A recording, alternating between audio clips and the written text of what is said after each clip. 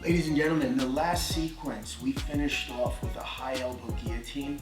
So I want you to have some options and understand some mechanics of the high elbow guillotine, right?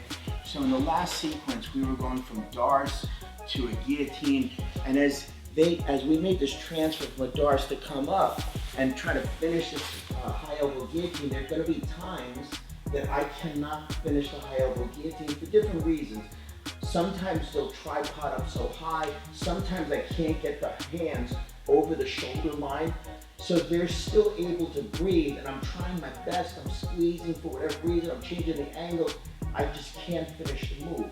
So I want to give you a couple of options that you can do in this mechanical sequence. Because we're controlling the spinal cord in this setting, there's a couple of things that I can do to get him to come back and for myself to reset to attack again. So in this sequence, for whatever reason, I couldn't finish. I'm trying my best, couldn't get the angle, he's posturing up high, I'm trying my best. There's three things for me to dump him back over and to come back up on top so that I can continue trying my best to finish him and continue the hunt. This leg is going to drop and be a pushing leg of my hips to push off. Second thing is, because this leg is on the inside, it's easy for me to elevate her and push him back. So I have two things working in my favor. This leg is pushing, this leg is elevating. The last thing that I have in my favor is I control the spinal cord line.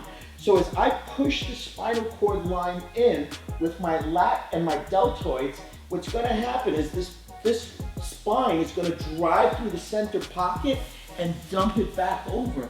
Most of the time what you'll get is a man will dump over for you if you aggressively push the spinal cord line through. So you have three things working for you to get him to dump back over.